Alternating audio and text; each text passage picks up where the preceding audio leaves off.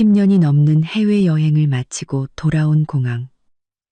남편이 보낸 문자 한 통에 제 세상이 무너졌습니다. 여보, 미안해. 갑자기 야근이라 못 가.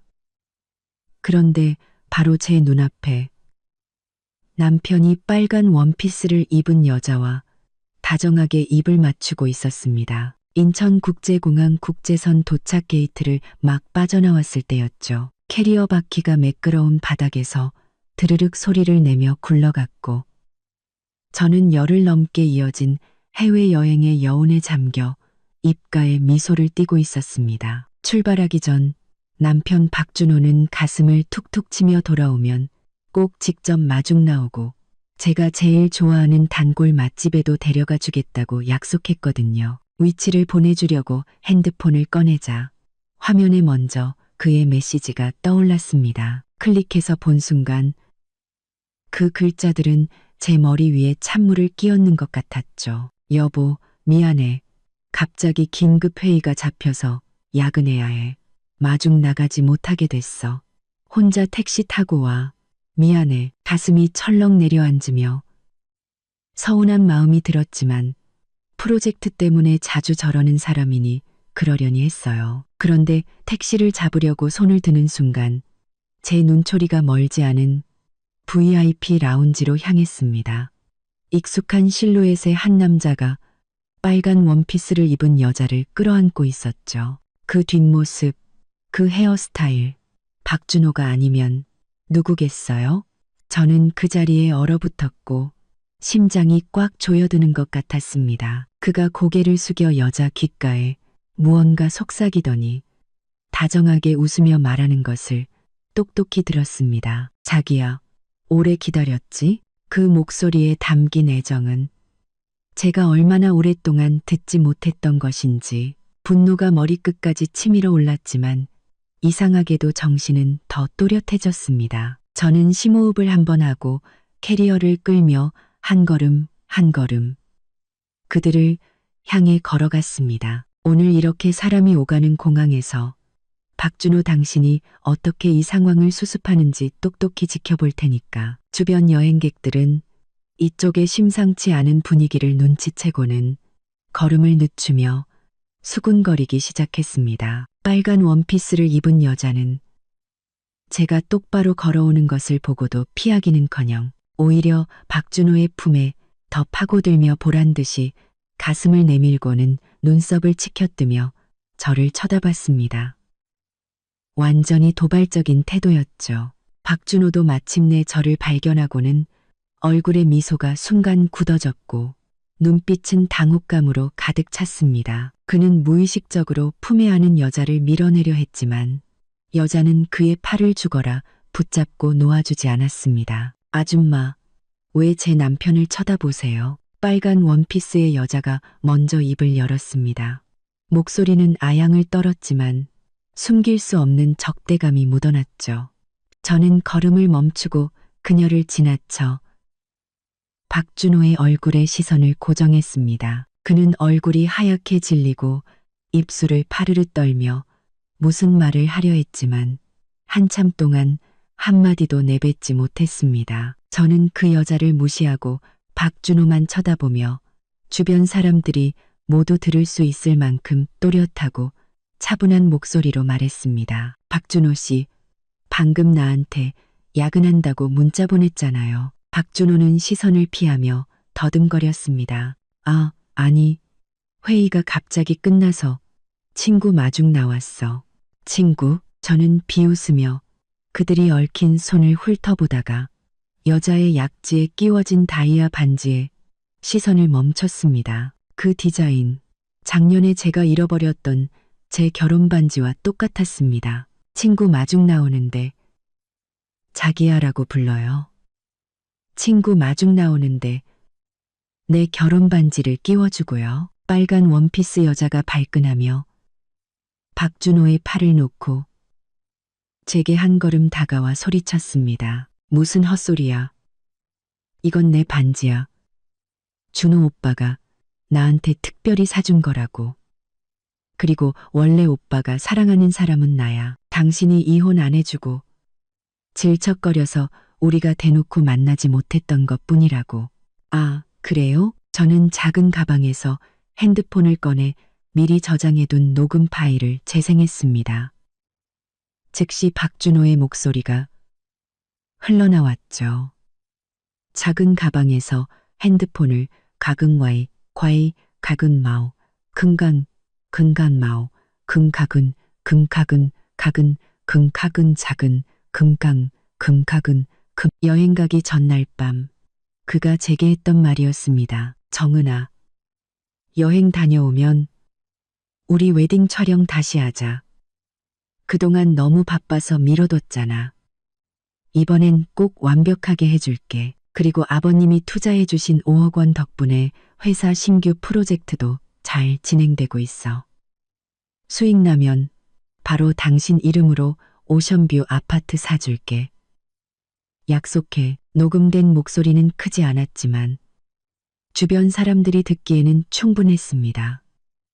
박준호의 얼굴은 순식간에 잿빛으로 변했고 이마에는 식은땀이 흘렀습니다. 그는 허둥지둥 제 핸드폰을 뺏으려 했습니다. 너 그걸 왜 녹음했어?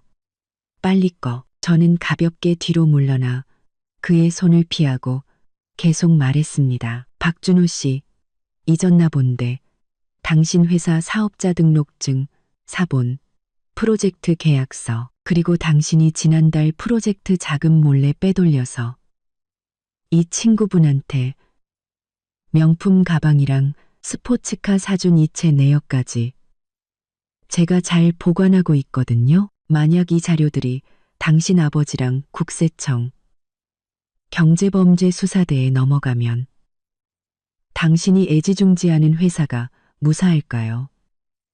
당신 징역 몇 년은 살아야 할 텐데. 이 말은 박준호의 심장에 밝힌 비수와도 같았습니다. 그가 가장 중요하게 여기는 것은 자신의 사업과 아버지 앞에서의 효자 이미지였으니까요. 공금 횡령이 발각되면 회사는 물론이고 감옥까지 가야 했습니다. 이건 그의 치명적인 약점이었죠. 빨간 원피스 여자도 얼어붙었습니다. 얼굴에서 의기양양함은 온데간데 없이 사라지고 믿을 수 없다는 듯 박준호를 쳐다봤습니다. 준호 오빠, 이 여자 말이 사실이야? 나한테 사준 것들 전부 횡령한 돈이었어? 오빠가 번 돈이라고 했잖아. 박준호는 그녀를 신경 쓸 겨를도 없이 푸통 소리를 내며 제 앞에 무릎을 꿇고 제 바짓가랑이를 붙잡았습니다. 그의 목소리는 울음 섞인 애원이었습니다. 여보, 내가 잘못했어. 정말 잘못했어. 제발 한 번만 용서해줘. 딱 한 번만. 쟤랑은 그냥 잠깐 정신이 나갔던 거야. 내가 사랑하는 사람은 당신뿐이야. 제발 그 자료들 넘기지 말아줘. 응? 앞으로 정말 잘할게. 다시는 안 그럴게. 주변은 순식간에 아수라장이 되었습니다. 여행객들은 너도 나도 핸드폰을 꺼내 사진과 영상을 찍었고 여기저기서 웅성거리는 소리가 들렸습니다. 세상에, 저 남자 완전 쓰레기네. 아내가 해외에서 돌아오자마자 공항에서 바람 피우다 걸리다니. 멀쩡하게 생겨서는 꼴사납게 무릎은 왜 꿇어. 저 여자도 불쌍하다. 상간녀인 것도 모자라 남자가 쓴 돈이 횡령한 돈이라니. 와, 저 와이프분 대단하다. 울고 불고 하지도 않고 증거로 바로 압살하네. 저는 무릎 꿇은 박준호를 내려다보며 역겨움을 느꼈습니다. 그의 손을 힘껏 뿌리치자 그는 비틀거리며 뒤로 넘어질 뻔했습니다. 박준호, 이제 와서 그런 말이 무슨 소용이야. 나를 배신할 때 이런 날이 올 거라는 생각은 못했어? 그는 계속 제게 다가오려 하며 여보, 내가 잘못했어를 외쳤지만 제가 차갑게 쏘아보자 겁을 먹고는 더 이상 움직이지 못했습니다. 그때 정신을 차린 빨간 원피스 여자가 박준호의 멱살을 잡고 거칠게 따져 물었습니다. 박준호, 똑바로 말해. 정말 공금 횡령한 거 맞아?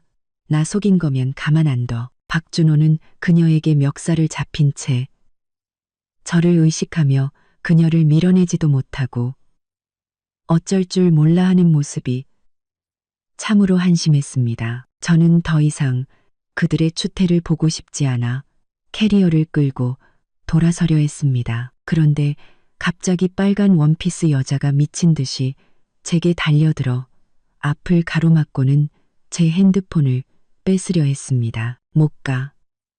똑바로 말해. 그 증거들 다 진짜야? 일부러 준호 오빠 모함하는 거지? 저는 몸을 틀어 그녀의 손을 피하며 싸늘한 눈빛으로 말했습니다. 모함?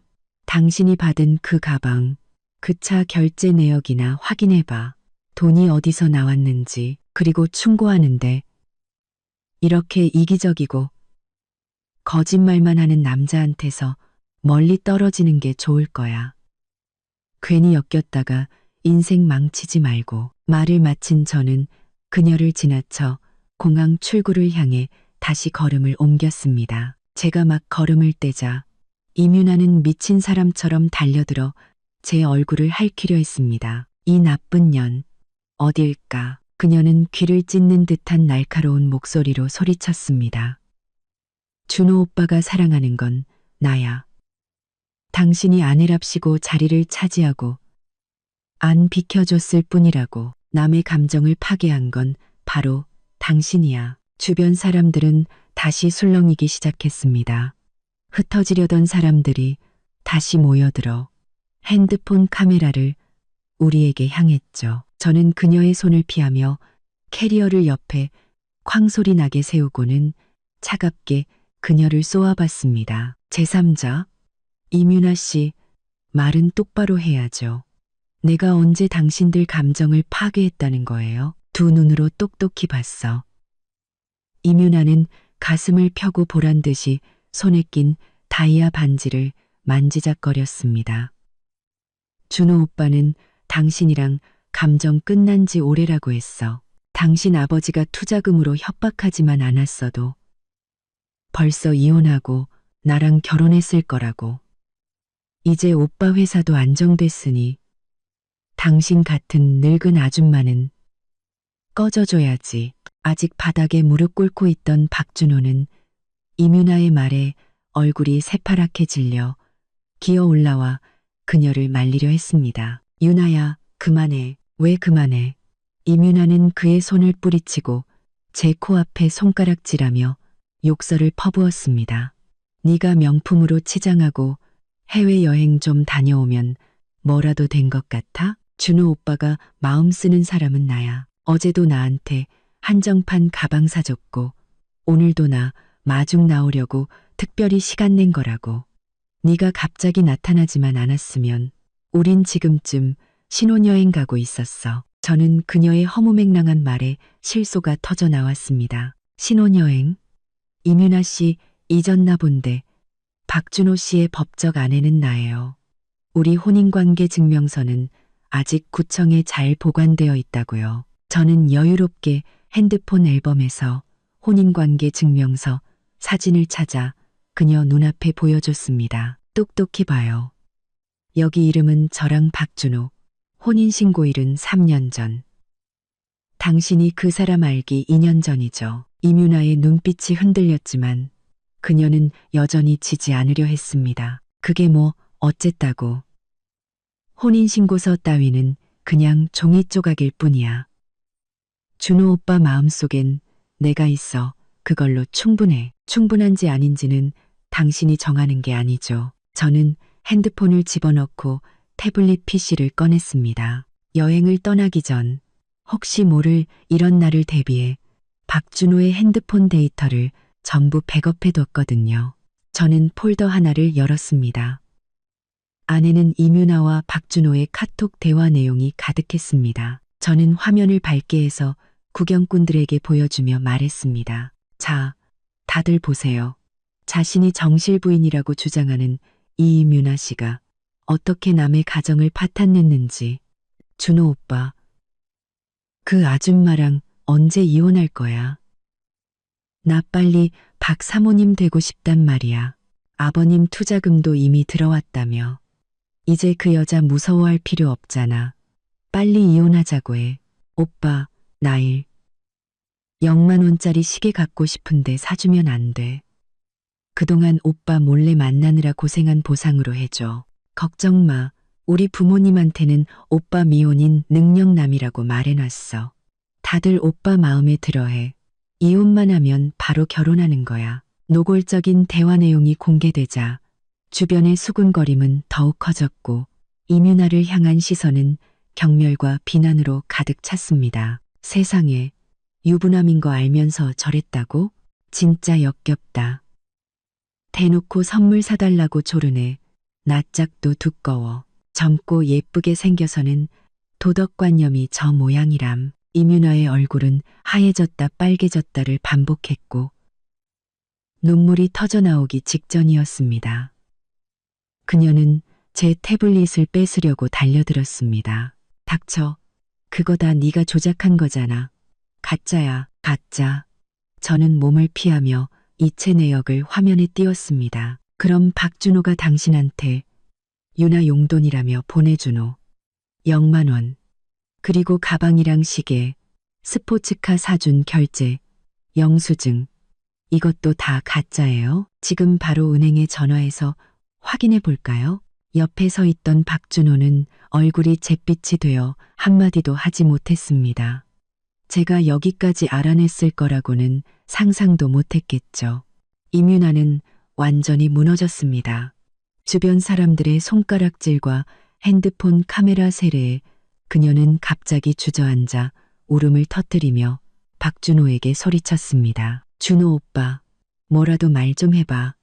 이거 다 가짜라고 말해줘. 제발 나 좀 살려줘. 박준호는 잔뜩 찌푸린 얼굴로 짜증을 냈습니다.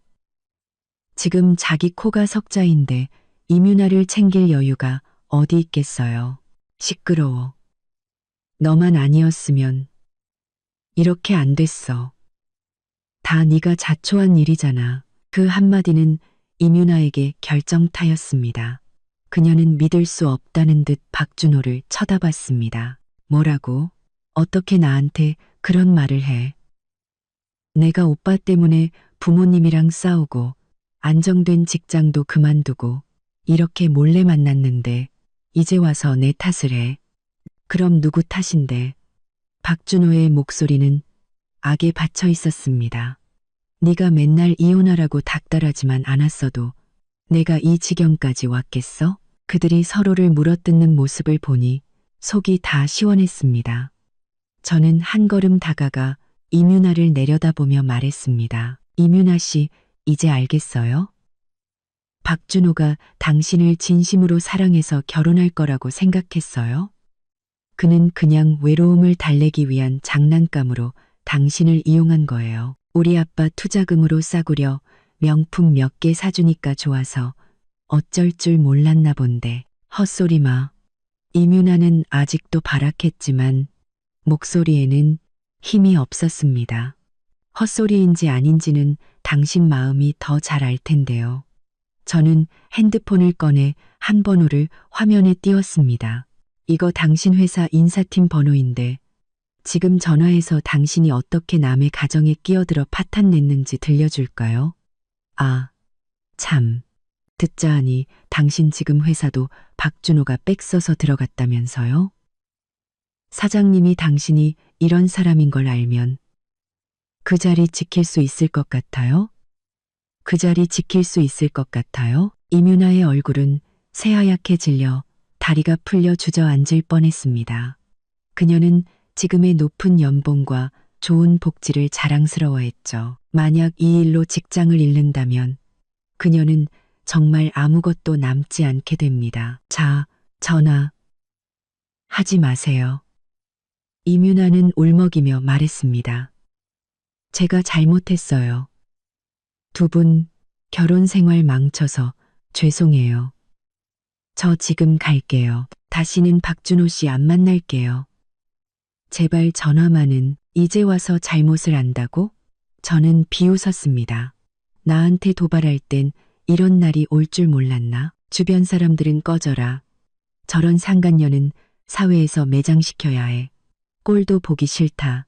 라며 소리쳤습니다. 이민아는 사람들의 욕설에 고개를 들지 못하고 가방을 챙겨 얼굴을 가린 채 공항 밖으로 뛰쳐나갔습니다. 뛰어가다 기둥에 부딪힐 뻔하는 모습이 처량하기 짝이 없었죠. 박준호는 임윤아가 사라진 뒷모습에 아무런 미련도 보이지 않고 오히려 저를 보며 다시 애원하기 시작했습니다. 여보, 유나는 그냥 철이 없어서 그런 거야.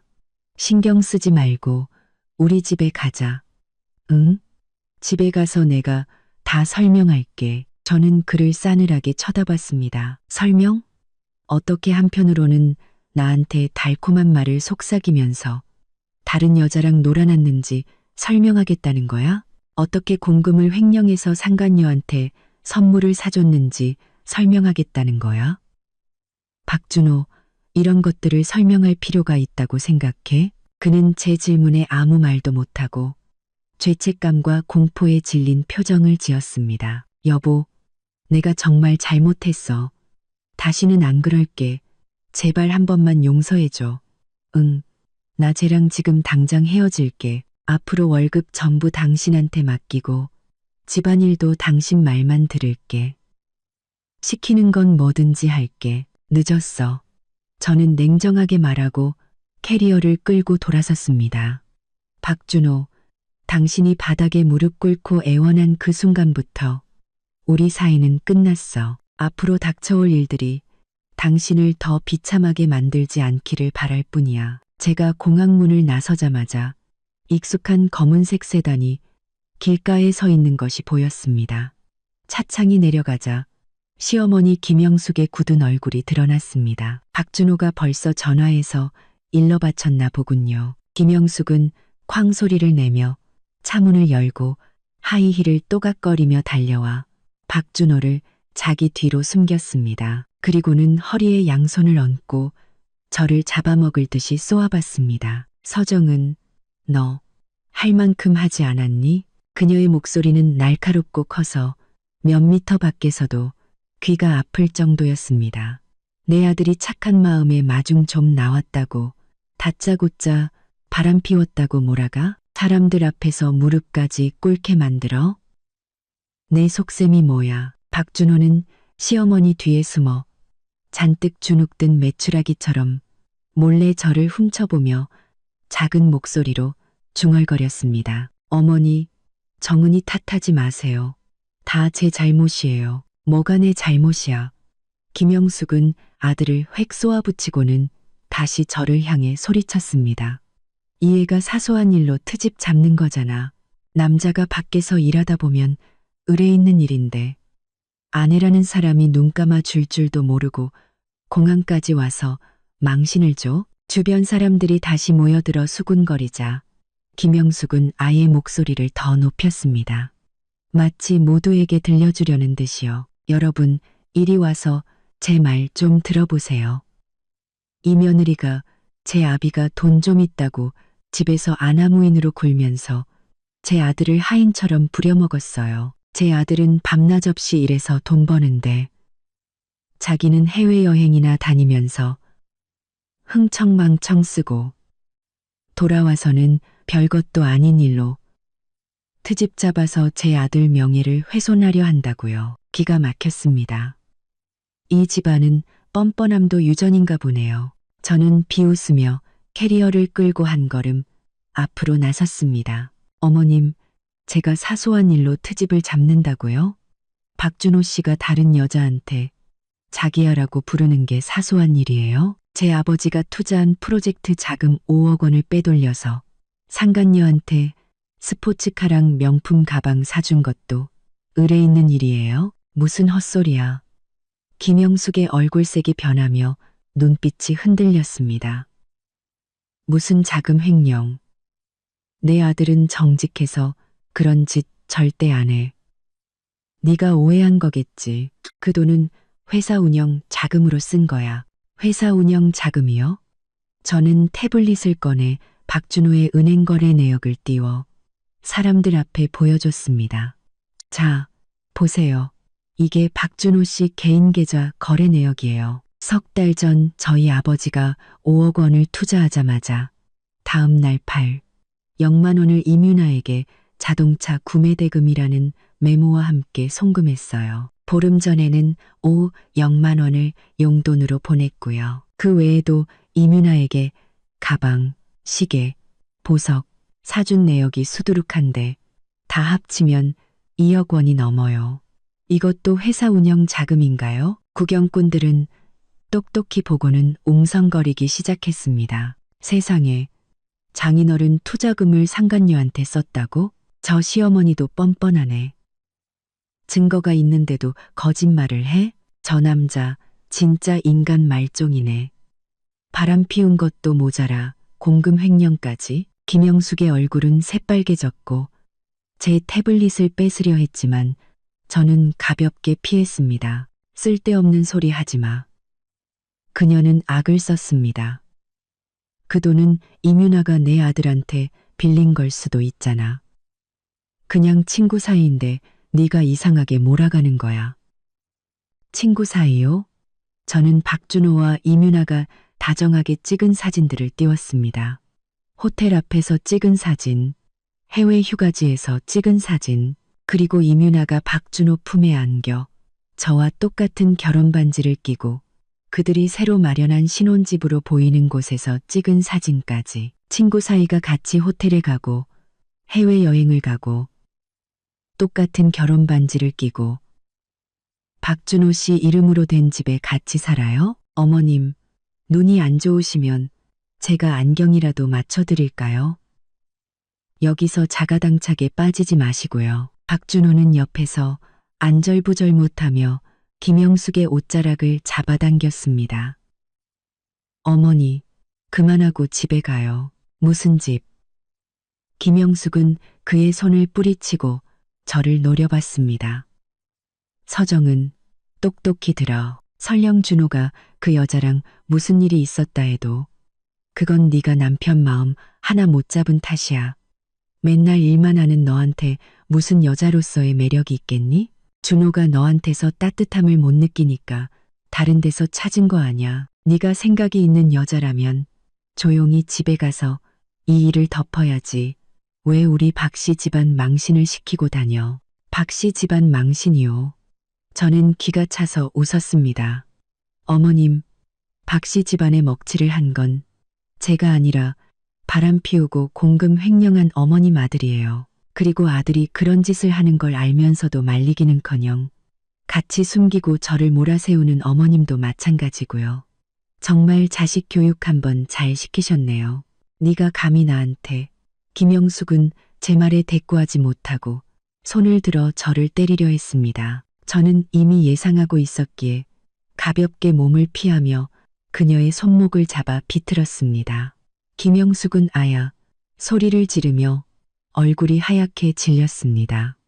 어머님, 제가 어른으로 대접해드리니 가만히 있는 거지. 선 넘지 마세요. 제 목소리는 얼음장처럼 차가웠습니다. 제가 모를 줄 아셨어요? 어머님은 이뮤나 존재 이미 알고 계셨잖아요. 작년 어머님 생신 때 이뮤나가 0만 원짜리 금목걸이 선물한 거 매일 하고 다니시면서 아들이 사줬다고 자랑하셨죠? 김영숙의 눈이 휘둥그레졌습니다. 네, 네가 그걸 어떻게, 제가 어떻게 아냐고요. 저는 그녀의 손을 놓고 가방에서 쇼핑 영수증 한 장을 꺼냈습니다. 제가 어떻게 아냐고요. 제가 어떻게 아냐고요. 이 영수증 어머님 방 쓰레기통에서 주웠어요. 결제자는 이뮤나, 구매 상품은 바로 그 금목걸이죠. 완벽하게 숨겼다고 생각하셨겠지만 저는 이미 다 알고 있었어요. 어머님은 이 사실을 알면서도 상간녀의 선물을 받고 박준호 씨 앞에서 그 여자 칭찬을 하고 저랑 이혼하라고 부추기셨죠. 제 말이 틀렸나요? 주변에서는 경악의 탄식이 터져 나왔습니다. 사람들은 김영숙을 경멸의 눈초리로 쳐다봤습니다. 세상에 시어머니가 상간녀 편을 들었다고? 선물까지 받고 진짜 막장 집안이네. 저 며느리 진짜 불쌍하다. 남편한테 배신당하고 시어머니한테 시달리고 김영숙은 더 이상 얼굴을 들 수 없었습니다. 그녀는 얼굴을 가린 채 분노로 몸을 떨었습니다. 아, 아니야. 그건 준호가 걔한테 시켜서 산 거야. 난 몰랐어. 모르셨다고요? 저는 핸드폰을 꺼내 녹음 파일을 재생했습니다. 김영숙과 임윤아의 대화였죠. 윤아야, 걱정 마라. 우리 준호 마음속엔 네가 있어. 내가 잘 설득해서 서정은이랑 빨리 이혼하게 할게. 너도 준호 잘 좀 챙겨주고. 그러면 앞으로 우리 집 재산은 다 내 거다. 네, 어머님. 준호 오빠 잘 챙기고 어머님께도 잘할게요. 녹음이 끝나자 김영숙은 완전히 할 말을 잃고 바닥에 주저앉아 끝났어. 다 끝났어. 라고 중얼거렸습니다. 박준호는 어머니의 비참한 모습과 주변의 경멸적인 시선을 번갈아 보다가 마침내 저를 향해 울부짖었습니다. 정은아, 제발 그만해. 우리 집에 가서 얘기하자. 응? 제발. 얘기? 저는 그를 차갑게 쏘아봤습니다. 내가 계속 참고 살라는 얘기? 우리 아빠 돈을 어떻게 하면 당신들 모자 명의로 다 돌릴 수 있을지 상의하자는 얘기? 박준호, 김영숙 여사님, 똑똑히 들으세요. 오늘부로 나 서정은은 당신들 박씨 집안과 아무런 관련 없습니다. 이혼 서류는 변호사 통해서 보낼 테니 박준호 씨가 횡령한 공금 문제는 우리 아버지가 직접 당신 아버지와 얘기할 겁니다. 당신들 집안이 그 뒷감당을 할 수 있는지 한번 봅시다. 말을 마친 저는 더 이상 그들 모자의 비참한 모습을 보지 않고 캐리어를 끌고 길가에 대기 중인 택시로 향했습니다. 택시는 저와 박준호가 3년 동안 살았던 아파트 단지 앞에 멈췄습니다. 익숙한 아파트 건물을 보며 제 마음속에는 미련 대신 차가운 혐오감만 남았습니다. 이 집을 꾸미기 위해 얼마나 많은 시간과 노력을 쏟았던가. 이제와 생각하니 그저 나 자신을 위한 화려한 감옥을 만들었을 뿐이었습니다. 엘리베이터를 타고 익숙한 층수 버튼을 눌렀습니다.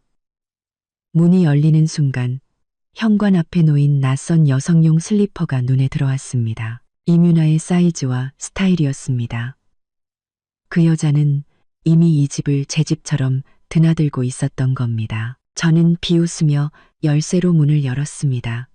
집안은 예상대로 엉망이었습니다. 소파에는 임윤아의 스카프가 던져져 있었고 테이블 위에는 사용한 커플컵 2개가 놓여 있었습니다. 공기 중에는 낯선 향수 냄새와 박준호의 채취가 뒤섞여 역겨웠습니다. 저는 이 난장판을 치울 생각도 없이 서재로 들어가 컴퓨터를 켰습니다.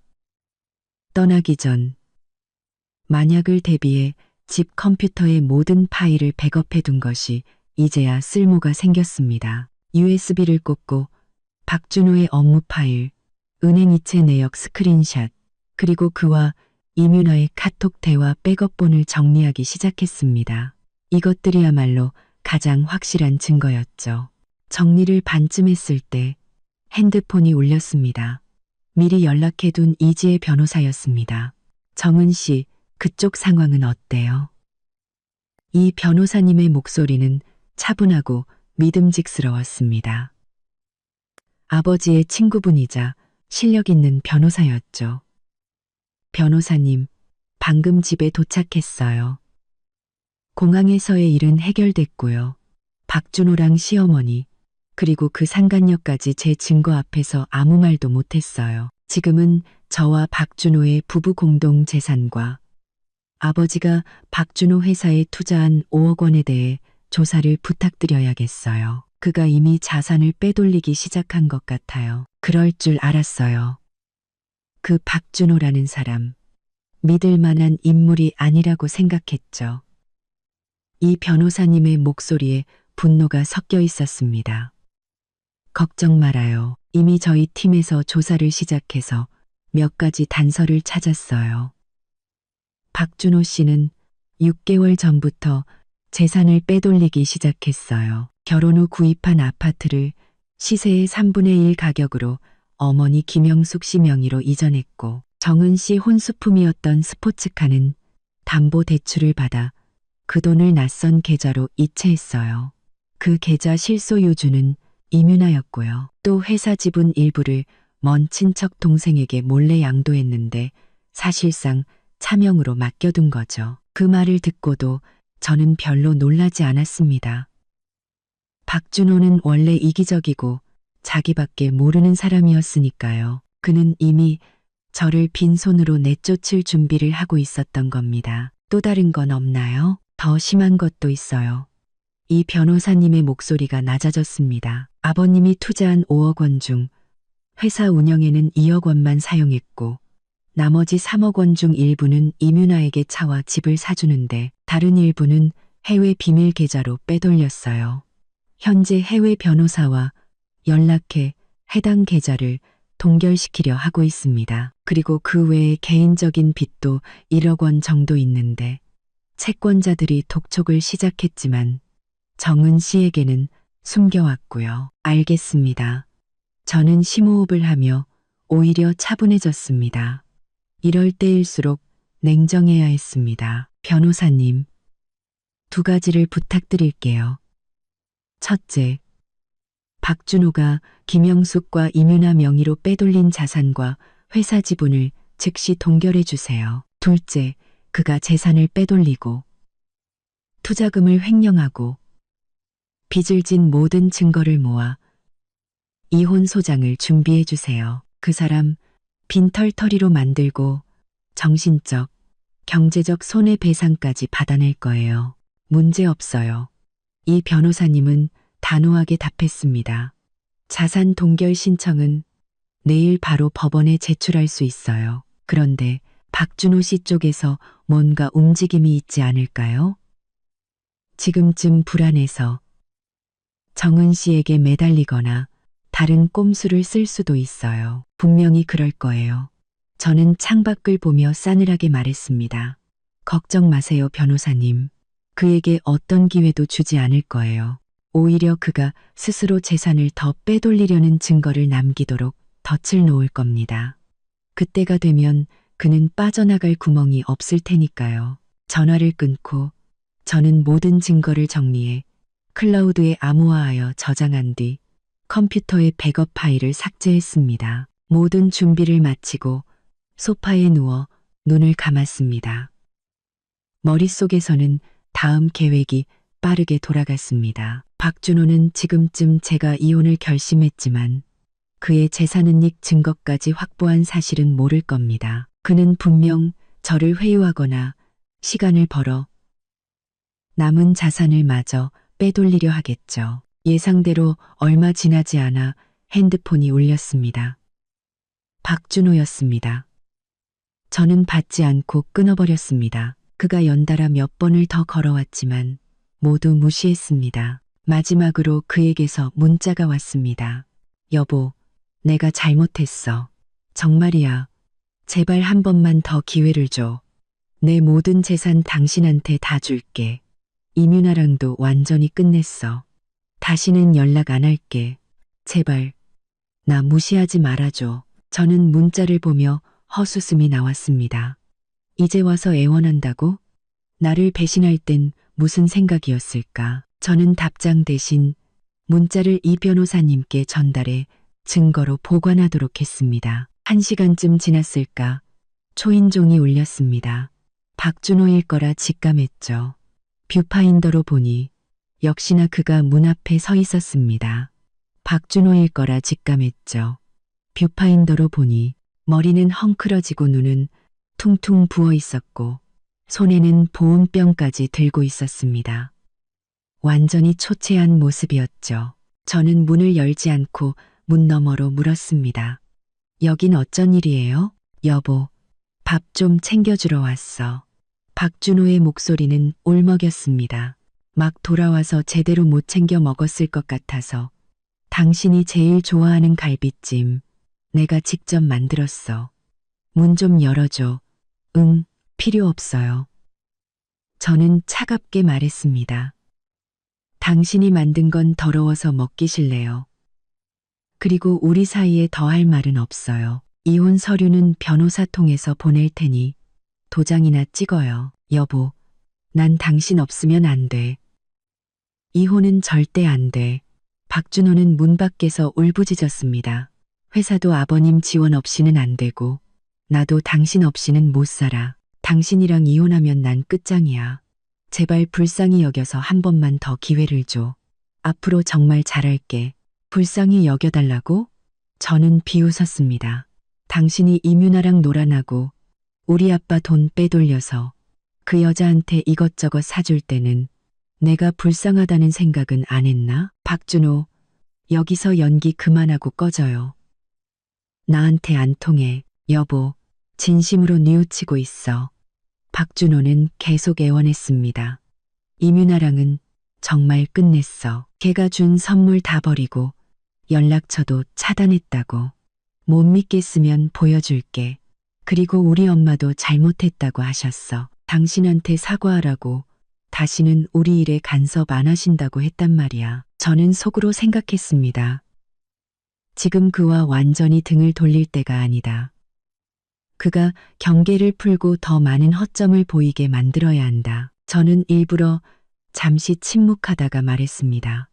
기회를 원한다면 당신의 진심을 보여줘요. 내일 당신의 모든 재산 증명서, 은행 거래 내역, 회사 지분 증명서까지 전부 가져와요. 그리고 당신 어머니와 이민아 명의로 빼돌린 자산도 전부 원상복구시켜요. 그러면 용서할지 고려는 해보죠. 박준호는 제 말에 금세 기뻐하며 외쳤습니다. 정말, 여보, 정말 한 번 더 기회를 주는 거야. 알았어. 내일 아침 일찍 가서 전부 처리하고 서류 다 챙겨서 올게. 걱정 마. 꼭 약속 지킬게. 못된 말은 먼저 할게요. 저는 엄숙하게 말했습니다. 만약 조금이라도 숨기거나 꼼수를 부리는 게 발각되면 그땐 정말 끝이에요. 이혼은 물론이고 당신 사회에서 매장당하고 빈털터리가 될 줄 알아요. 아니야, 절대 안 그럴게. 박준호는 다급하게 약속했습니다. 여보, 걱정 마. 이제 정말 정직하게 살게.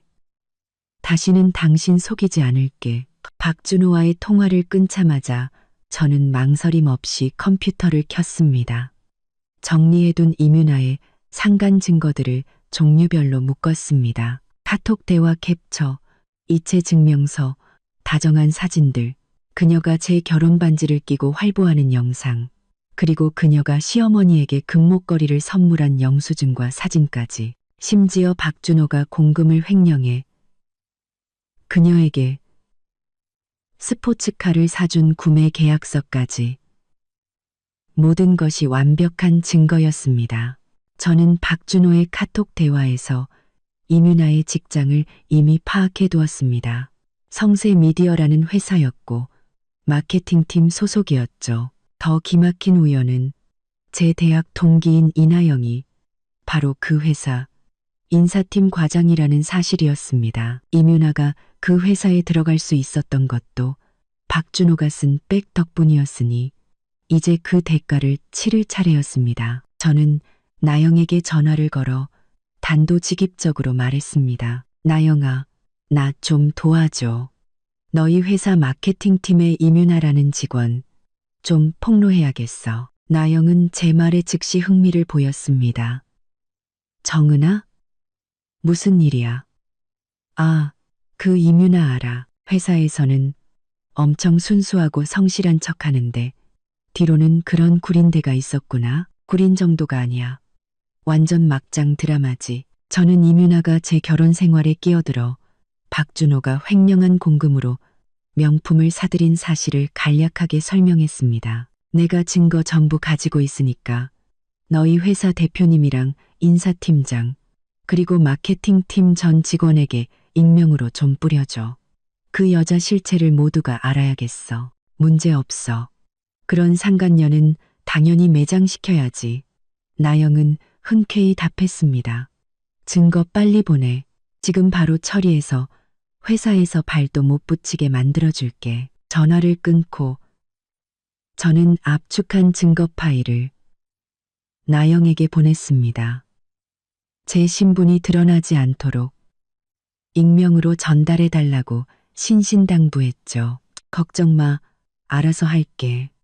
나영은 시원하게 대답했습니다.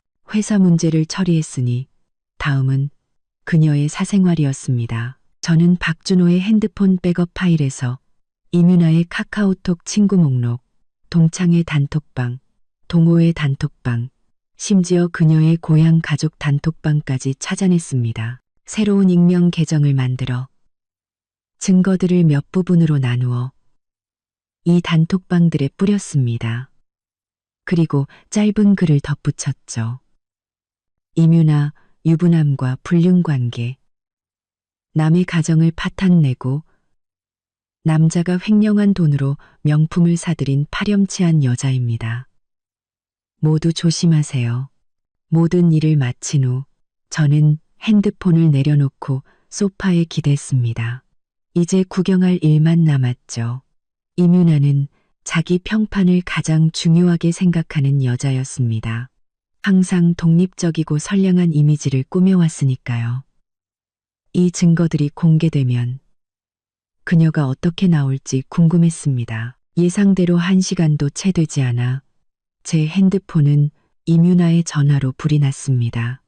저는 일부러 받지 않고 그녀를 애태웠습니다. 마침내 그녀에게서 카톡이 왔습니다. 서정은 너지. 이 미친년. 감히 날 폭로해. 너랑은 끝까지 갈 거야. 저는 비웃으며 답장했습니다. 이뮤나, 네가 자초한 일이야. 남의 가정을 파괴할 때 이런 날이 올 거라는 생각은 못했나? 메시지를 보내자마자 그녀에게서 다시 전화가 걸려왔습니다. 이번에는 받았습니다. 서정은 이 악독한 년. 이뮤나는 전화기 너머로 소리쳤습니다. 목소리가 손톱으로 유리를 긁는 것처럼 날카로웠습니다. 네가 뭔데 날 폭로해. 간구로 함구로 또 더리떡떠 더리떠 버리떡떠떠떠 더리떡떠떠 더리떡떠 더리떡떠 더리떡떠떠 내 직장, 내 평판 다 망쳐놨어. 널 죽여버릴 거야. 날 죽이겠다고. 제 목소리는 차분했지만 위압감이 서려 있었습니다. 이뮤나, 상황 파악 좀 해. 먼저 잘못을 저지른 건 너야. 유부남인 거 알면서 만나고 더러운 돈을 받은 건 사실이잖아. 난 그냥 진실을 밝혔을 뿐인데 이제 와서 무서워? 나한테 도발할 땐 뒤질 생각 안 했어? 아니야. 그건 다 박준호가 자발적으로 준 거야. 난 그게 횡령한 돈인 줄 몰랐다고. 이뮤나는 변명했지만 목소리는 이미 울먹이고 있었습니다. 정은 씨 제발 부탁이에요. 그 글들 좀 지워주면 안 돼요? 나 이 직장 잃으면 안 돼요. 우리 부모님 내가 돈 벌어서 부양해야 한단 말이에요. 날 막다른 길로 몰면 나도 당신 회사, 당신 집에 찾아가서 난리 칠 거야. 마음대로 해. 저는 전혀 두렵지 않았습니다. 우리 회사 사람들은 이미 진실을 다 알고 있으니 네가 와서 난리 쳐봤자 너만 더 취해질 뿐이야. 그리고 우리 집엔 지금 나 혼자 있으니 감히 찾아오면 바로 스토킹으로 경찰에 신고할 거야. 아, 그리고 네 부모님이 모를 것 같아? 내가 이미 내 가족 단톡방에 증거 다 보냈는데 지금쯤 고향 친척들도 네가 무슨 짓을 했는지 다 알겠네. 이뮤나의 울음소리가 뚝 그쳤습니다. 그녀는 믿을 수 없다는 듯 물었습니다. 네, 네가 우리 가족 단톡방에. 서정은 너 정말 잔인하다. 잔인? 저는 웃었습니다. 네가 내 결혼 생활에 끼어들어 우리 아빠 돈으로 호의호식한 거에 비하면 이 정도는 아무것도 아니지. 이뮤나, 더 나쁜 소식 하나 알려줄까? 내가 변호사 시켜서 박준호가 너한테 사준 차랑 집 전부 동결시켰어. 그건 다 횡령한 돈으로 산 거라 불법 소득이거든. 조만간 전부 몰수될 거야. 넌 이제 직장도, 평판도, 네가 보물처럼 여기던 명품이랑 집, 차까지 전부 잃게 된 거야. 아, 아닐 거야. 이윤아는 비명을 질렀습니다. 준호 오빠가 날 지켜준다고 했어. 그건 다 내 거라고 했단 말이야. 서정은 너 거짓말하는 거지. 거짓말인지 아닌지는 박준호한테 직접 물어봐. 저는 차갑게 말했습니다. 하지만 기대는 안 하는 게 좋을걸? 그 사람 지금 자기 코가 석자인데 자기 회사랑 명성을 지키기 위해서라면 모든 책임을 너한테 떠넘길 수도 있어. 네가 자기를 유혹했다거나 네가 돈을 뜯어냈다고 말이야. 그가 너 때문에 자기 모든 걸 포기할 것 같아? 이윤아의 목소리가 떨리기 시작했습니다. 아니, 아닐 거야. 준호 오빠는 날 사랑해. 나한테 그렇게 할 리가 없어. 사랑? 저는 기가 찼습니다. 정말 널 사랑했다면 널 상간녀로 만들지도 불법적인 돈으로 선물을 사주지도 널 이런 지경에 이르게 하지도 않았을 거야. 이윤아, 정신 차려. 넌 처음부터 끝까지 그냥 그의 장난감이었어. 이제 그가 살기 위해 가장 먼저 버릴 건 바로 너라고. 바로 그때 전화기 너머에서 다투는 소리가 들려왔습니다. 중년 여성의 녹이 띤 목소리가 어렴풋이 들렸습니다. 이 망신스러운 것. 어떻게 그런 파렴치한 짓을 해. 우리 집안 얼굴에 먹칠을 해도 유분수지. 당장 돌아와서 그분들께 사죄드려. 아마도 이윤아의 어머니가 가족 단톡방의 증거를 보고 화가 난 모양이었습니다. 이윤아는 더 서럽게 울며 소리쳤습니다. 엄마, 난 잘못 없어. 박준호가 날 속였고 서정은이 날 망친 거야. 창부를 타성 이윤아는 더 서럽게 울며 아직도 변명이야. 이윤아 어머니의 목소리는 점점 더 커졌습니다. 증거가 이렇게 명백한데도 네 잘못이 아니라고? 똑똑히 들어. 네가 가서 사죄하고 그 더러운 돈 다 돌려주지 않으면 넌 더 이상 내 딸도 아니야. 전화기 너머는 이윤아의 울음소리와 어머니의 고함 소리로 아수라장이었습니다. 저는 더 듣기 싫어 전화를 끊어버렸습니다. 얼마 지나지 않아 나영에게서 메시지가 왔습니다. 정은아, 처리 완료. 증거를 회사 고위층이랑 전 직원에게 뿌렸더니 난리가 났어. 대표님이 직접 이윤아 해고하라고 지시했고 마케팅팀 동료들은 평소에 순진한 척하더니 소름 돋는다고 수군거려. 방금 인사팀에 불려가서 울면서 짐 싸서 나갔어. 끝까지 변명하려다 다들 비웃어서 아무 말도 못하고 쫓겨났지. 속이 다 시원하다. 잘했어. 저는 답장을 보내고 핸드폰을 내려놓았습니다. 마음이 한결 가벼워졌습니다. 이윤아, 이건 그냥 작은 벌일 뿐이야. 내 가정을 파괴하고 내 것을 빼앗아간 너, 훨씬 더 끔찍한 대가를 치르게 될 거야. 바로 그때 박준호에게서 다시 전화가 걸려왔습니다. 이윤아에게서 구원 요청을 받았거나 그녀가 해고당한 사실을 알게 된 것이 분명했습니다. 이번에는 그가 무슨 말을 하는지 들어보기 위해 전화를 받았습니다. 여보, 당신이 이윤아 폭로한 거야? 박준호의 목소리에는 당혹감과 질책이 섞여 있었습니다. 어떻게 그런 짓을 할 수가 있어? 걔가 잘못했다 해도 사람 앞길을 막으면 어떡해? 저는 그의 말을 듣고 기가 막혀 웃음이 나왔습니다. 이 남자는 아직도 상간녀 편을 들고 있었습니다. 정말 구제불능이었습니다. 박준호, 당신 제정신이야? 저는 전화기에 대고 비웃었습니다. 그 여자가 내 결혼 생활을 망치고 우리 아빠 돈으로 호의호식할 때는 괜찮고 이제 겨우 직장에서 잘리고 평판 좀 나빠진 게 뭐 대수라고. 오히려 너무 가벼운 처벌이지. 당신은 아직도 나한테 따질 자격이 있다고 생각해? 당신이 나를 배신했을 때 이런 날이 올 거라는 생각은 못했어? 전화기 너머의 박준호는 제 말에 할 말을 잃었습니다. 한참 만에 겨우 한마디 내뱉었습니다. 하지만 유나도 피해자야. 그 돈이 횡령한 돈인 줄은 몰랐다고. 피해자? 저는 기가 차서 소리내어 웃었습니다. 유부남인 거 뻔히 알면서 만나고 이것저것 사달라고 조른 게 피해자야? 박준호. 당신은 사랑에 눈이 멀어서 완전히 정신이 나갔구나. 아니야, 여보. 박준호가 변명하려 했지만 저는 말을 끊었습니다. 다시는 전화하지 마. 우리 사이에 더 할 말은 없어. 이혼 서류는 내일 도착할 테니 도장이나 찍어. 저는 전화를 끊고 그를 차단 목록에 추가했습니다. 더 이상 그와 말 섞을 시간도 아까웠습니다. 지금 가장 중요한 것은 이 변호사님의 소식을 기다리며 모든 자산을 동결시켜 그가 옴짝달싹 못하게 만드는 것이었습니다. 하지만 박준호는 생각보다 더 집요했습니다.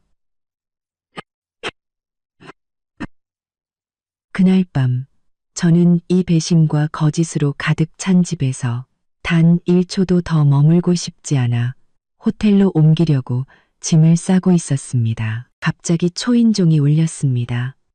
뷰파인더로 보니 박준호가 무릎을 꿇고 문 앞에 있었습니다. 옆에는 커다란 장미 꽃다발과 다이아 반지 상자까지 놓여 있었죠. 완전히 개과천선한 척하는 모습이었습니다. 저는 눈살을 찌푸리며 문을 열고 차갑게 그를 쳐다봤습니다. 지금 뭐 하는 거예요? 여보, 내가 잘못했어. 정말 잘못했어. 박준호는 제 바지가랑이를 붙잡고 구슬프게 울었습니다. 내가 당신을 배신하고 공금을 횡령하고 이뮤나에게 정신이 팔렸던 거 다 내 잘못이야. 제발 한 번만 용서해줘. 응? 그는 말하며 반지 상자를 열었습니다. 안에는 훨씬 더 큰 다이아 반지가 눈부시게 빛나고 있었습니다. 여보, 이건 내가 당신을 위해 특별히 준비한 거야. 전에 있던 결혼 반지보다 훨씬 더 커. 약속할게.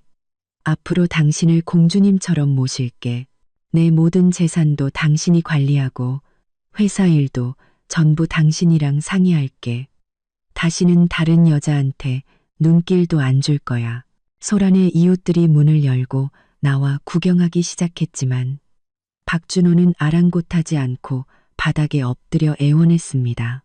여보, 난 당신 없으면 못 살아. 당신이 용서해주지 않으면 여기서 계속 무릎 꿇고 있을 거야. 당신이 용서해줄 때까지. 저는 그의 가증스러운 연기를 보며 역겨움을 느꼈습니다. 박준호, 연기력이 대단하네요. 배우나 하지 그랬어요. 다이아 반지 하나면 내가 당신의 배신을 용서할 거라고 생각했어요. 무릎 꿇고 빌면 다 잊을 거라고 생각했냐고요. 어림도 없는 소리. 아니야, 여보, 진심이야. 박준호는 다시 제 손을 잡으려 했지만 저는 피했습니다. 이뮤나랑은 정말 끝냈어. 걔가 울면서 전화했는데 바로 차단해버렸다고. 우리 엄마도 잘못했다고 하셨어. 앞으로 우리 일에 절대 간섭 안 하신다고 약속하셨단 말이야. 어머님이 잘못을 인정하셨다고요? 저는 비웃었습니다.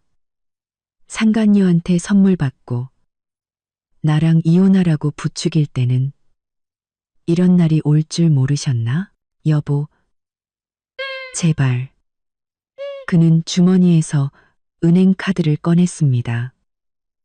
이 카드에 2억 원 들어있어. 내 마지막 남은 전 재산이야. 당신한테 줄게. 비밀번호는 당신 생일이야. 그리고 각서도 썼어. 앞으로 내 모든 재산을 당신에게 귀속시키고 만약 내가 또 잘못을 저지르면 빈털터리로 쫓겨나겠다고. 그는 품에서 빼곡히 글씨가 적힌 종이를 꺼내 제게 내밀었습니다. 저는 쳐다보지도 않고 그 종이를 바닥에 내동댕이 쳤습니다. 박준호, 내가 그 2억 원이 아쉬워서 이러는 것 같아? 그깟 종이 쪼가리가 필요할 것 같냐고. 내가 원했던 건 돈이 아니라 진실한 사랑이었어. 근데 당신은 가장 기본적인 신뢰조차 지키지 못했잖아. 이웃들은 저 남자 정말 뻔뻔하다. 저런 남자는 용서해주면 안 되라며 수군거렸습니다. 박준호는 이웃들의 말에 얼굴이 붉어졌지만 여전히 일어나지 않았습니다. 여보, 내가 잘못했어. 우리 3년간의 결혼 생활을 봐서라도 제발 한 번만 더 기회를 줘. 결혼 생활? 저는 그를 싸늘하게 쳐다봤습니다. 당신이 이민아를 끌어안고 자기야라고 부르던 순간 우리 사이는 끝났어. 시간 낭비하지 말고 일어나서 꺼져요. 안 그러면 경찰 부를 거야. 안 꺼져. 당신이 용서해주기 전까지는. 그의 뻔뻔한 모습에 저는 더 이상 참을 수 없었습니다. 핸드폰을 꺼내 그의 앞에서 관리사무소에 전화를 걸었습니다. 여보세요? 관리사무소죠? 3동 1호 라인인데요. 문 앞에서 어떤 사람이 소란을 피우고 이웃들에게 피해를 주고 있어요.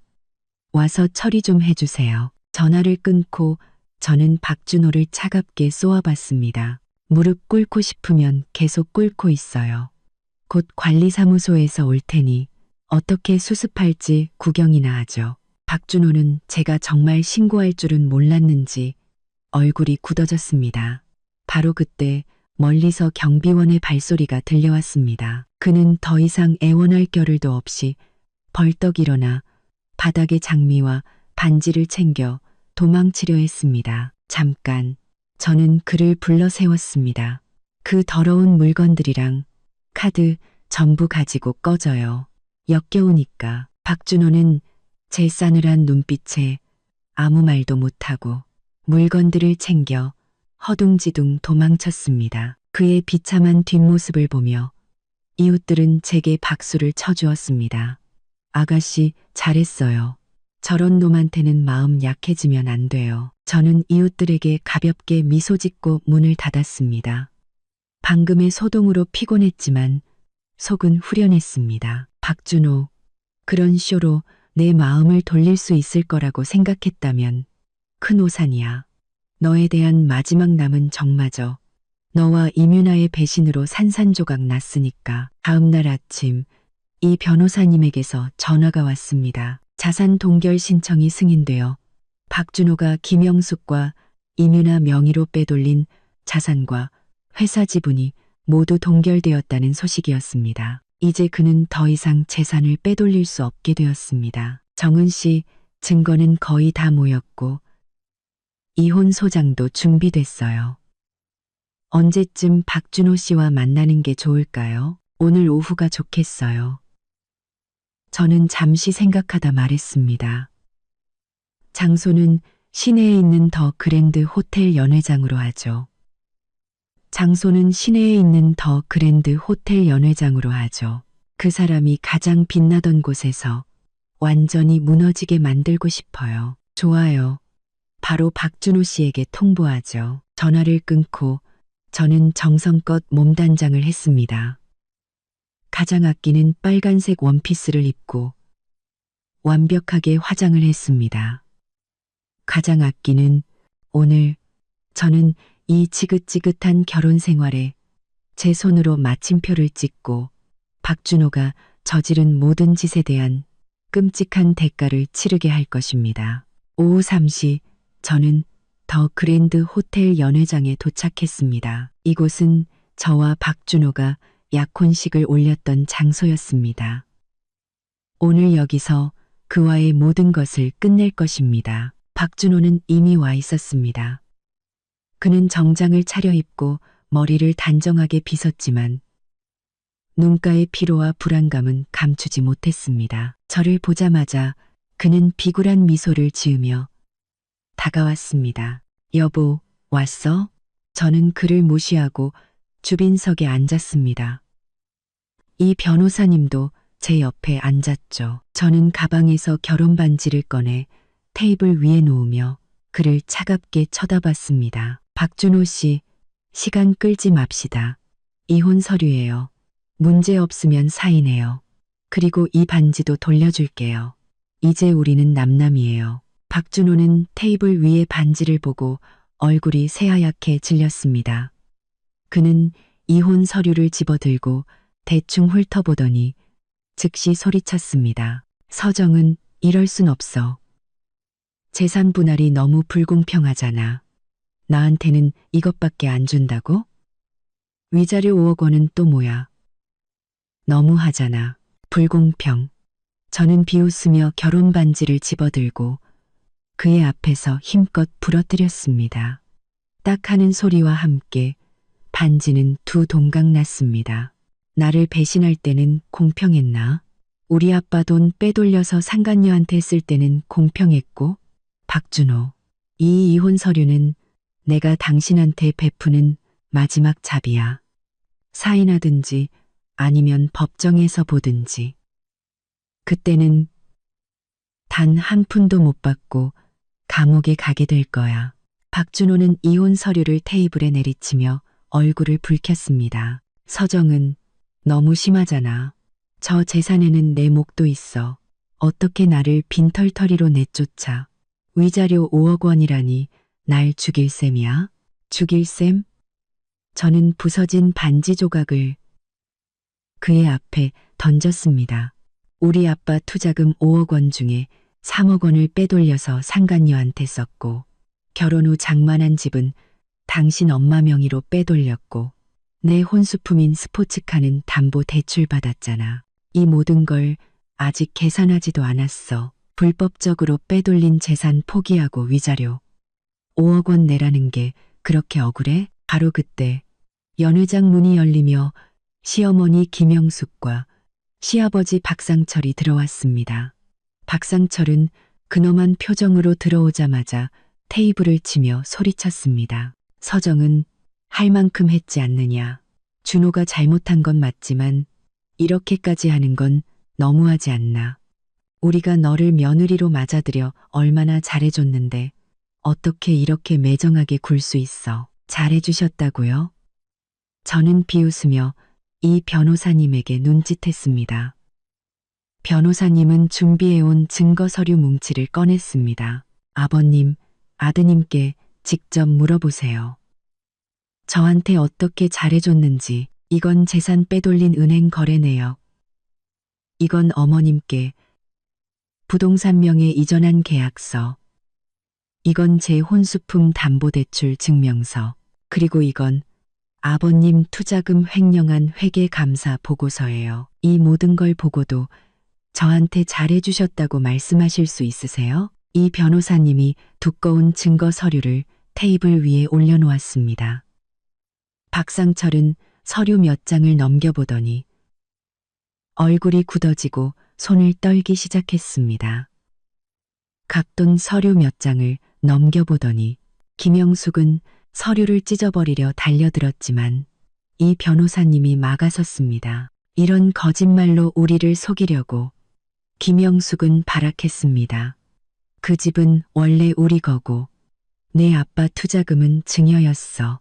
준호가 이민아랑 그냥 좀 논 거 가지고 뭘 그렇게 집착해. 이혼은 해주겠지만 재산은 반반이야. 아니면 끝까지 가보자고. 증여? 저는 투자 계약서를 꺼내 한 조항을 가리켰습니다.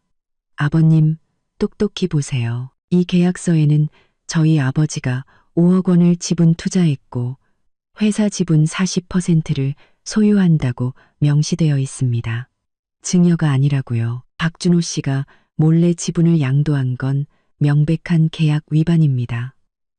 저희 아버지는 투자를 철회하고 위약금까지 청구할 수 있습니다. 박상철의 얼굴색이 완전히 변했습니다.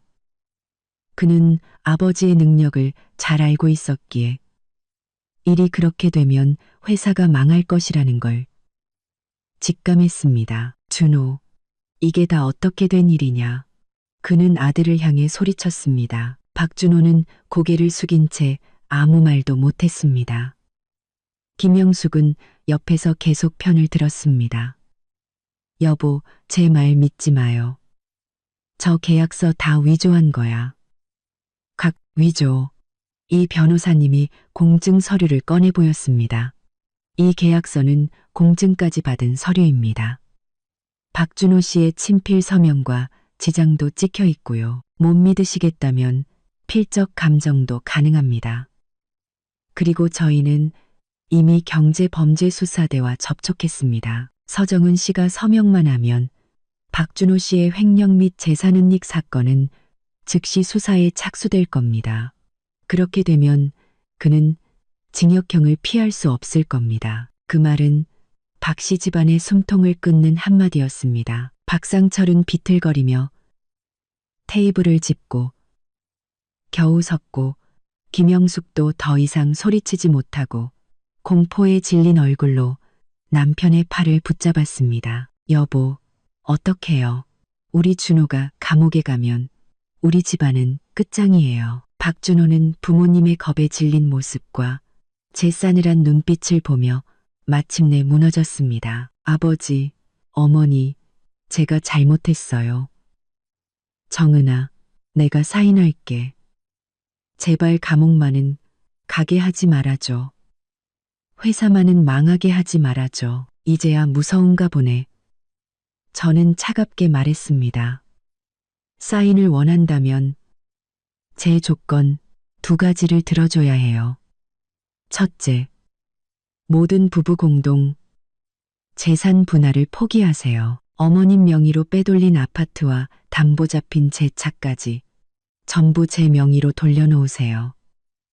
둘째, 3일 안에 저희 아버지가 투자한 돈 중 횡령한 3억 원을 갚으세요. 그렇지 않으면 형사처벌은 피할 수 없을 겁니다. 3억 원. 지금 우리가 그 돈이 어디 있어요? 김영숙이 울부짖었습니다. 회사 자금 사정도 안 좋고 준호 돈은 다 그 계집애한테 썼는데 그건 당신들 사정이고 저랑은 상관없어요. 저는 자리에서 일어나 치마를 정돈했습니다. 3일 안에 3억 원을 마련해서 이혼 서류에 도장을 찍든지 아니면 법정에서 봅시다. 그때는 박준호 씨 감옥에 보내고 회사 자산 경매에 넘겨서 빚 갚게 할 거예요. 선택은 당신들이 하세요. 박상철은 한참을 침묵하다 마침내 이를 악물고 말했습니다. 알겠다. 네 조건대로 하지. 3일 안에 3억 원을 마련하고 준호는 이혼 서류에 도장 찍겠다. 대신 서류 처리가 끝나면 더 이상 준호의 형사 책임을 묻지 않겠다고 약속해라. 약속하죠. 계약대로만 이행하신다면요. 저는 이 변호사님을 보며 말했습니다. 변호사님, 추가 합의서 준비해 주세요. 이 변호사님이 미리 준비해온 추가 합의서를 내밀었습니다. 박준호는 떨리는 손으로 펜을 들어 한참을 망설이다 자신의 이름을 적었습니다. 박상철과 김영숙도 보증일란에 서명하고 지장을 찍었습니다. 저는 서류를 받아 꼼꼼히 확인하고 가방에 넣었습니다. 3일 뒤에 변호사님 통해서 연락드리겠습니다. 돈 준비되면 바로 이혼 수속 발죠. 말을 마친 저는 더 이상 그들을 쳐다보지 않고 돌아섰습니다. 뒤에서 김영숙의 울음소리와 박상철의 한숨소리, 그리고 박준호의 흐느낌이 들려왔지만 저는 오직 통쾌함만을 느꼈습니다. 통쾌함만을. 뒤에서 김영숙의 울음소리와 박상철의 한숨소리, 호텔을 나서자 햇살이 쏟아졌습니다. 저는 깊은 숨을 내쉬었습니다. 지긋지긋했던 이혼 전쟁에서 드디어 승리한 기분이었습니다. 하지만 아직 끝이 아니었습니다. 그들이 약속대로 돈을 갚고 이혼 수속이 완전히 끝나야만 이 끔찍한 가족에게서 벗어날 수 있었습니다. 호텔에 돌아와 아버지께 전화를 걸어 모든 상황을 말씀드렸습니다. 아버지는 차분한 목소리로 말씀하셨습니다. 정은아, 잘했다. 그런 놈은 미련 가질 가치가 없어. 돈 문제는 걱정 마라. 그들이 갚지 못하더라도 법적으로 받아낼 방법은 얼마든지 있으니 아빠는 언제나 내 편이다. 고맙습니다. 아빠. 아버지의 말에 눈시울이 뜨거워졌습니다. 이 힘든 시간 동안 든든한 버팀목이 되어주신 아버지 덕분에 용기를 낼 수 있었습니다. 전화를 끊고 저는 컴퓨터를 켜서 일을 시작했습니다. 이혼 후 저는 제 인생을 새로 설계하고 제 꿈을 다시 펼칠 것입니다. 대학에서 디자인을 전공했지만 박준호의 사업을 돕기 위해 꿈을 포기했었죠. 이제는 저 자신을 위해 살 것입니다. 바로 그때 낯선 번호로 문자가 왔습니다. 이민아였습니다. 서정은 씨, 제가 잘못했어요. 박준호랑은 완전히 끝냈어요. 그가 사준 물건들 전부 돌려드릴게요. 제발 저 좀 용서해 주세요. 더 이상 저를 비참하게 만들지 말아주세요. 저는 문자를 보고 비웃으며 답장하지 않았습니다. 그녀가 공항에서 그토록 당당하고 오만했던 모습을 떠올렸습니다. 이제 와서 애원한다고? 너무 늦었어. 그녀가 겪는 모든 고통은 그녀가 자초한 일일 뿐입니다. 그 후 3일 동안 저는 일을 처리하며 박 씨 집안의 소식을 기다렸습니다. 이 변호사님 말에 따르면 그들은 돈을 구하기 위해 사방으로 뛰어다니고 있었고 김영숙은 자신의 금부티까지 전당포에 맡겼다고 했습니다. 하지만 여전히 1억 원이 부족했습니다. 사흘째 되는 날 오후 이 변호사님에게서 전화가 왔습니다. 정은 씨, 박 씨 집안에서 2억 원을 마련했는데 나머지 1억 원이 부족해서 며칠만 더 시간을 주거나 일부를 탕감해 줄 수 없냐고 하네요. 시간은 더 줄 수 있지만 탕감은 안 돼요. 저는 잠시 생각하다 말했습니다. 일주일 안에 나머지 1억 원을 마련하지 못하면 원래 계획대로 소송을 진행해서 박준호 씨의 형사 책임을 묻겠다고 전해주세요. 알겠습니다. 그렇게 전하죠. 그런데 그들이 시간을 더 달라고 한 지 이틀 만에 이 변호사님에게서 다시 전화가 왔습니다. 목소리가 매우 상쾌했죠. 정은 씨, 대박 사건 터졌어요. 박준호 씨 공금 횡령 사실이 회사 감사팀에 발각돼서 지금 경제범죄수사대에서 조사받고 있대요. 정말요? 어떻게 된 일이에요? 이민아 지시예요. 이 변호사님이 웃으며 말했습니다. 해고당하고 빈털터리가 된 이민아가 박준호한테 차단까지 당하자 홧김에 그가 공금으로 자기한테 사준 물건들, 영수증이랑 카톡 대화 내용을 전부 감사팀이랑 수사대에 익명으로 제보했대요. 감사팀에서 조사해보니 당신 아버지 투자금 3억 원뿐만 아니라 다른 프로젝트 자금 2억 원까지 총 5억 원을 횡령해서 전부 이민아한테 썼다는군요. 저는 입꼬리가 올라가는 것을 참을 수 없었습니다. 이민아의 복수가 오히려 저를 도운 셈이었습니다. 그럼 박 씨 집안은 지금 어때요? 완전 쑥대밭이죠. 박상철 씨는 그 소식 듣고 충격으로 쓰러져서 병원에 실려갔고 김영숙 씨는 회사에 가서 난동 부리다 쫓겨났대요. 회사 계좌는 동결되고 채권자들이 회사 앞에 진을 치고 있답니다. 박 씨 집안 완전히 끝났어요. 전화를 끊고 뉴스를 확인하니 정말 관련 기사가 쏟아져 나오고 있었습니다. 유명 IT 기업 대표 아들 5억 원 횡령 혐의로 체포. 회사 부도 위기라는 제목 아래 경찰에 연행되는 박준호의 사진이 실려 있었습니다. 바로 그때 김영숙에게서 전화가 걸려왔습니다. 서정은 다 너 때문이야. 그녀는 전화기 너머로 악을 썼습니다. 네가 우리를 벼랑 끝으로 몰지만 않았어도 준호가 횡령하지도 그 계집애가 신고하지도 않았을 거야. 다 내 탓이야. 이 재수 없는 년. 어머님, 양심이 있으시면 그런 말씀은 못 하실 텐데요. 제 목소리는 차분했지만 조롱이 가득했습니다. 박준호 씨가 횡령한 건 제가 이민아를 폭로하기 전의 일이에요. 당신들 집안이 이렇게 된 건 모두 자업자득이라고요. 그녀는 한참을 울부짖다 갑자기 목소리를 낮춰 애원하기 시작했습니다. 정은아, 제발 우리 좀 도와다오. 내 아버님께 말씀드려서 우리 준호 좀 살려줘. 도와달라고요? 저는 웃었습니다. 당신들이 나를 속이고 내 재산을 빼돌리려 할 때 우리의 정을 생각이나 하셨어요? 이제 와서 그런 말이 무슨 소용이에요. 당신들 집안의 운명은 당신들 스스로가 만든 거예요. 저는 전화를 끊고 그녀를 차단했습니다. 그날 오후 아버지께서는 박상철이 여러 번 전화했지만 받지 않았다고 하셨습니다. 정은아, 박씨 집안이 정말 비참하게 됐더구나. 박상철은 뇌졸중으로 입원했고 김영숙은 병원에서 매일 울고 회사는 파산하고 빚더미에 앉았다고 하더라. 하지만 네가 한 일은 옳았다. 그런 사람들은 동정할 가치가 없어. 알아요, 아빠.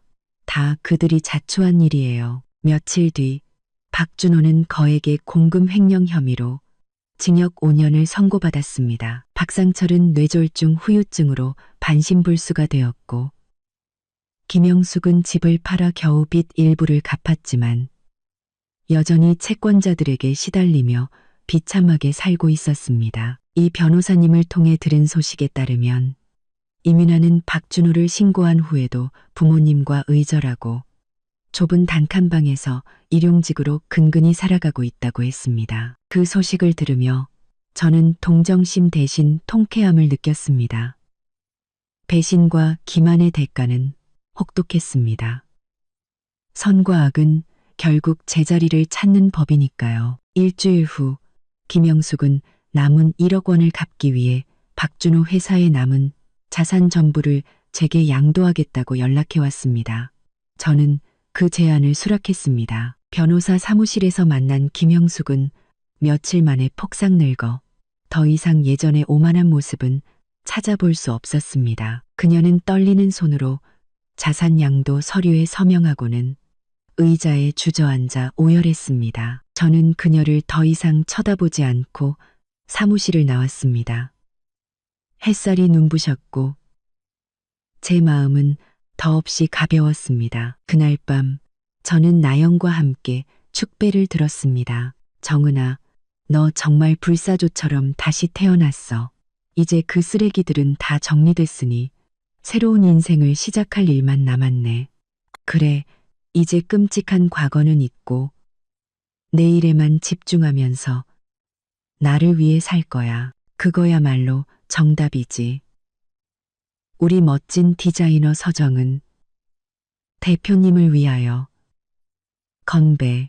우리는 유쾌하게 잔을 부딪혔습니다. 제 디자인 스튜디오 설계 도면을 막 완성했을 때 직원이 황급히 뛰어들어왔습니다. 대표님, 문 앞에서 어떤 여자가 난동을 부리며 대표님을 찾는다고 막무가내예요. 이민아일 거라 직감했습니다.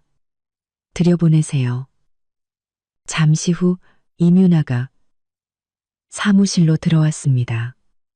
초라한 운동복 차림에 기름진 머리, 퀭한 눈은 예전에 화려했던 모습과 너무나 달랐습니다. 그녀는 제 책상으로 달려와 소리쳤습니다. 서정은, 이 나쁜 년. 네가 날 이렇게 만들었어. 당장 내 인생 보상해. 보상? 저는 의자에 기댄 채 차갑게 말했습니다. 내가 널 해쳤다고? 이민아, 네가 상간녀 짓을 해서 이런 꼴이 된 거잖아. 왜 내 탓을 해? 내 탓이야. 그녀는 미친 사람처럼 소리쳤습니다. 네가 날 폭로해서 직장을 잃었고 내 재산을 동결시켜서 빈털터리가 됐어. 네가 박씨 집안을 망하게 해서 준호 오빠까지 감옥에 갔잖아. 서정은, 넌 나한테 빚졌어. 내가 너한테 빚진 게 뭐라고? 저는 비웃었습니다. 내 결혼 생활 망친 빚? 우리 아빠 돈 쓴 빚? 이민아, 너 정말 제정신이 아니구나. 닥쳐. 이민아는 제 머리채를 잡으려 달려들었지만 옆에 있던 직원이 막아섰습니다. 나한테 1억 원 내놔. 안 그러면 여기서 한 발짝도 안 움직이고 내 사업 망하게 매일 와서 행패 부릴 거야. 1억 원. 저는 기가 찼습니다. 네가 1억 원의 가치가 있다고 생각해. 내가 내 행패를 무서워할 것 같. 날 무시하지 마. 이민아는 스튜디오 직원들을 향해 소리쳤습니다. 여러분, 이 악독한 여자 서정은이 제 남편을 뺏고 제 인생을 망쳤어요. 와서 심판 좀 해주세요. 저는 자리에서 일어나 모든 직원이 들을 수 있도록 큰 소리로 말했습니다. 이민아 씨, 여기 있는 모든 사람들 앞에서 당신이 어떻게 내 결혼 생활에 끼어들었는지, 어떻게 우리 아빠 돈으로 명품을 샀는지, 어떻게 박준호를 횡령죄로 신고했는지 전부 말해볼래요? 당신이 지금 이 꼴이 된 게 전부 자업자득이라는 것도요. 이민아의 얼굴은 새하얗게 질려 아무 말도 못했습니다. 직원들은 경멸의 눈초리로 그녀를 쳐다봤습니다. 왜 말이 없어요? 저는 그녀에게 다가갔습니다. 행패 부리면 돈을 받을 수 있을 거라고 생각했어요? 어림도 없지.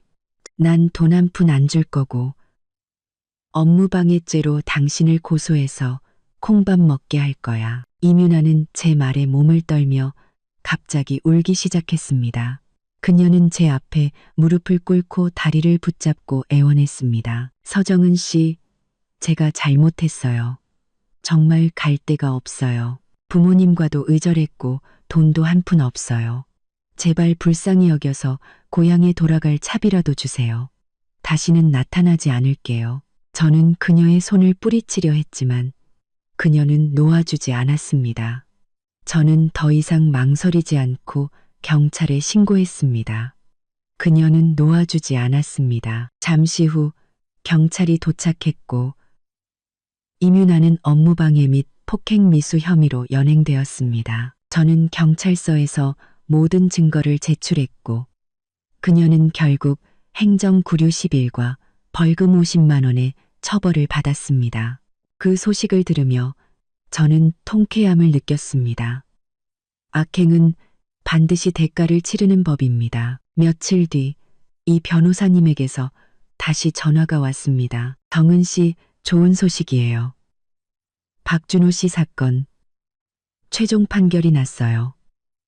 횡령액이 커서 징역 5년에 횡령 금액 전액을 배상하라는 판결이 나왔어요. 정말 잘 됐네요. 더 통쾌한 소식도 있어요. 김영숙 씨가 아들 배상금 마련하려고 마지막 남은 낡은 집까지 팔고 지금은 월세 20만 원짜리 단칸방에서 반신불수가 된 남편 수발들며 산대요. 예전에 그렇게 붙어 다니던 친척, 친구들 아무도 거들떠보지도 않고요. 전화를 끊고 저는 비로소 완전한 해방감을 느꼈습니다.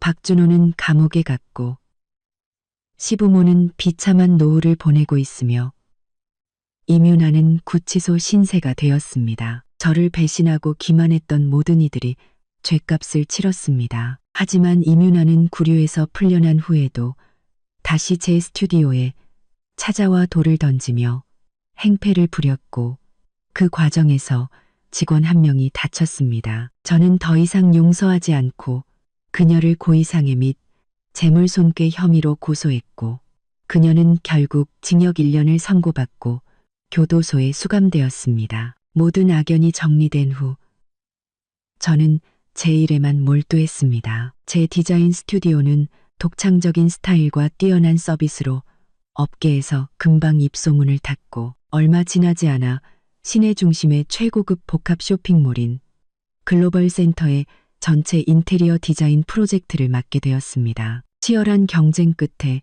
제 디자인이 채택되었고 이 프로젝트의 성공으로 제 스튜디오는 업계 최고의 회사로 발돋움했습니다. 프로젝트를 진행하며 저는 글로벌 센터의 회장님이신 강태준 대표를 만나게 되었습니다. 그는 업계의 전설적인 인물로 젊고 유능하며 신사적인 분이었습니다.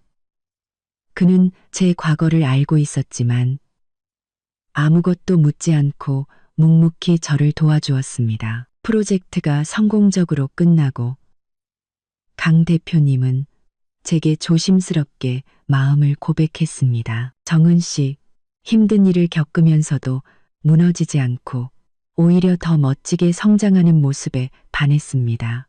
괜찮다면 제가 정은 씨 곁에서 힘이 되어주고 싶습니다. 그의 진심 어린 눈빛에 얼어붙었던 제 마음이 조금씩 녹아내렸습니다. 저는 실패한 결혼 생활 이후 사랑을 믿지 않았지만 그의 등장으로 다시 한번 설렘을 느꼈습니다. 대표님, 좋게 봐주셔서 감사해요. 하지만 저는 조금 천천히 시작하고 싶어요.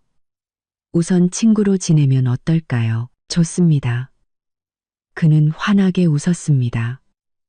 정은 씨가 마음을 열 때까지 얼마든지 기다릴 수 있습니다. 그의 따뜻한 미소를 보며 저는 미래에 대한 희망을 품게 되었습니다. 과거의 상처는 지나갔고 저는 불사조처럼 다시 태어났습니다. 성공적인 사업과 저를 진심으로 아껴주는 사람, 여자의 진정한 무기는 결혼이 아니라 자신의 능력과 용기라는 것을 깨달았습니다.